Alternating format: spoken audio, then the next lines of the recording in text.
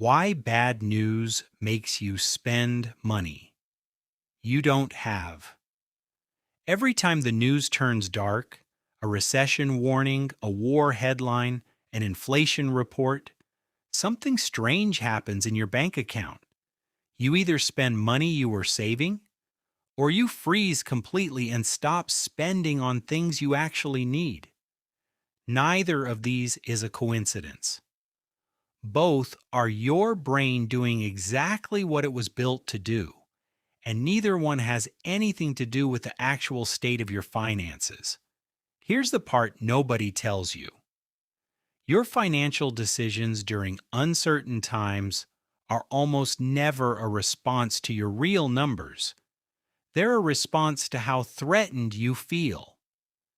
And feeling threatened and being financially at risk are two completely different things that your brain treats as identical. Start with the spenders. When geopolitical anxiety spikes, a specific type of purchase goes up: small, immediate, comfort driven spending, a nicer dinner, a last minute trip, an impulse buy that you deserve right now. This isn't recklessness, it's a survival mechanism misfiring. When the brain senses a threat it cannot control, a war on the other side of the world, an interest rate decision made by people you'll never meet, it looks for something it can control. Money is one of the few levers that gives instant, tangible relief. Spending becomes a way of proving to yourself that you still have agency, even when the thing making you anxious has nothing to do with your wallet. Then there's the opposite reaction, the freeze. Some people respond to the same headlines by stopping spending almost entirely, even on things that are financially safe. They delay a necessary purchase. They hoard cash they don't need to hoard. They treat every dollar like it might be their last. This isn't discipline either. It's the same threat response, just pointed in the other direction. The brain interprets uncertainty as danger, and danger triggers scarcity thinking, even when your income, your job, and your savings haven't actually changed at all. Here's what makes this so hard to notice in yourself. Both reactions feel completely rational in the moment. The spender tells themselves, "Life is short, I should enjoy it while I can." The freezer tells themselves, "I need to be careful. Things could get bad." Both stories sound responsible. Both are actually the same nervous system response wearing a different costume. The financial media makes this worse, not better. Headlines are optimized for urgency, not accuracy, because urgency is what keeps people watching.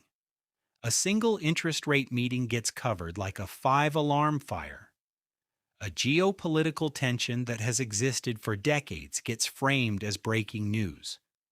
Your brain isn't built to distinguish between "this affects my portfolio in a measurable way" and "this is dramatic enough to be the top story tonight."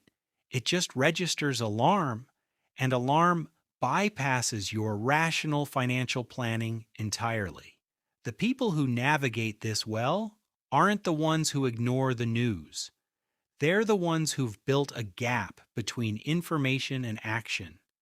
They let themselves read the headline, feel the reaction, and then ask one question before touching any money. Has anything about my actual situation changed today? Not the world's situation. Mine, my income, my expenses, my goals. Most of the time, the honest answer is no. The news changed, the feeling changed, the numbers didn't. That gap is the entire skill. It's not about becoming numb to what's happening in the world. It's about recognizing that your amygdala and your bank account are running two completely different calculations, and only one of them should be allowed to make purchasing decisions. The next time a headline makes your chest tighten and your hand moves toward your card, or toward canceling something you'd already budgeted for, pause on that one question. Has my situation changed or has my feeling changed? Because the fear is real, but the financial decision it's pushing you toward almost never is.